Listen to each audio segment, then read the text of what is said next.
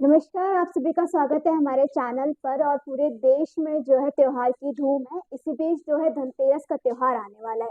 धनतेरस को लेकर लोगों के मन में कई सवाल होते हैं, जिनको दूर करने के लिए आज हमारे साथ मौजूद हैं महाराज यशपाल पंडित जी। पंडित जी, आपका बहुत बहुत स्वागत है। सर, मैं जानना चाहूंगी कि जो धनतेरस का त्योहार है उसका इतना महत्व क्यों है। हाँ दुर्गा जी, इसमें धनतेरस में धन्वंतरी जी की उत्पत्ति हुई थी। जिस समय समुद्र मंथन हुआ था उससे बहुत सारे रत्न निकले थे। उससे धन्वंतरी जी भी निकले थे, माँ लक्ष्मी भी निकली थी। तो धन्वंतरी जी एक कलश लेकर के उत्पन्न हुए थे, जिसमें बहुत सारी स्वर्ण मुद्राएं थी, बहुत सारा धन था। तो इसलिए धनतेरस के दिन बर्तन खरीदने का या सोना चांदी खरीदने का बहुत बड़ा महत्व होता है। और धनवंतरी की पूजा करने से घर में धन धान्य की वृद्धि हुआ करती है। इसीलिए अपने सनातन धर्म में धनतेरस का बहुत बड़ा महत्व होता है। तो हमने सनातन धर्म में इसका महत्व जाना। महत्व जो है मुहूर्त का भी होता है, तो इस बार जो मुहूर्त है वो कब का पड़ रहा है और हम कब पूजा कर सकते हैं। हाँ प्रिय दर्शकों, मुहूर्त को लेकर के और धनतेरस की डेट को लेकर के बहुत ज्यादा कंफ्यूजन लोगों के अंदर है। इस बारी जो धनतेरस है वो द्वादशी और त्रयोदशी का जो मिलन हो रहा है वो 10 तारीख को है। 10 तारीख को 12:30 बजे के बाद में त्रयोदशी तिथि आ रही है। और त्रयोदशी तिथि में धनतेरस का विधिवत पूजन किया जाता है। तो शाम के समय आप 4:45 से रात्रि के 12-1 बजे तक किसी भी समय पूजन कर सकते हैं। अगर विधि से कोई भी कार्य किया जाता है, विधि से अगर पूजन किया जाता है, उसका 100% लाभ मिला करता है। तो हम विधि की बात कर रहे हैं, तो जो धनतेरस के दिन है झाड़ू और जो बर्तन खरीदने का बहुत महत्व होता है, तो इसके पीछे क्या वजह है। हाँ, धन्वंतरी जी बर्तन लेकर के उत्पन्न हुए थे क्योंकि उनके हाथ में कलश था। और इसीलिए धारणा लोगों के अंदर ये है, और शास्त्रों का भी नियम ये है कि उस दिन आपको कुछ न कुछ, या तो आप सोने का बर्तन खरीदें, या फिर चांदी का खरीदें, या फिर तांबे का अथवा पीतल का, जैसी आपकी सामर्थ्य हो उसके अनुसार आपको कुछ न कुछ खरीदना चाहिए। इसमें आप वाहन आदि भी खरीद सकते हैं।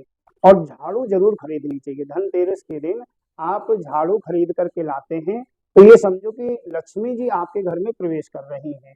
और उस झाड़ू को लाके केवल रख नहीं देना है, उसकी पूजा करनी है। झाड़ू में आप कलावा बांधें, चंदन का टीका लगाएं, अक्षत लगाएं और प्रार्थना करें कि हे झाड़ू, आप लक्ष्मी रूप हैं, हमारे घर की दरिद्रता को बाहर करें, हमारे घर में रिद्धि सिद्धि सुख संपत्ति और माँ लक्ष्मी का प्रवेश हो।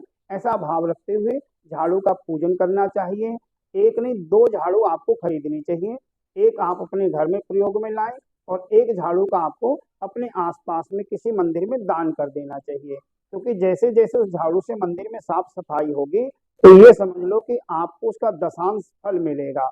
और माँ लक्ष्मी की कृपा से आपके यहाँ रिद्धि सिद्धि सुख संपत्ति और माँ लक्ष्मी के भंडार भरे। तो जैसे कि हमने बर्तन और जो झाड़ू का महत्व है वो समझा, तो सोना खरीदने का भी बहुत महत्व होता है, तो इसके पीछे क्या वजह है।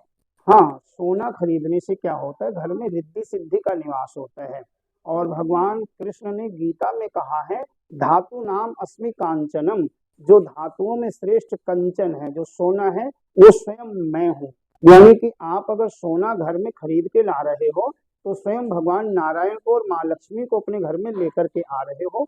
इसीलिए सोना खरीदने का ज्यादा महत्व होता है धनतेरस के। तो धनतेरस की जो पूजा है उसको हम किस तरीके से करें। जब हम पूजा कर रहे हैं तो हमें किन किन बातों का ध्यान रखना है, आप उस बारे में भी थोड़ा बताएं।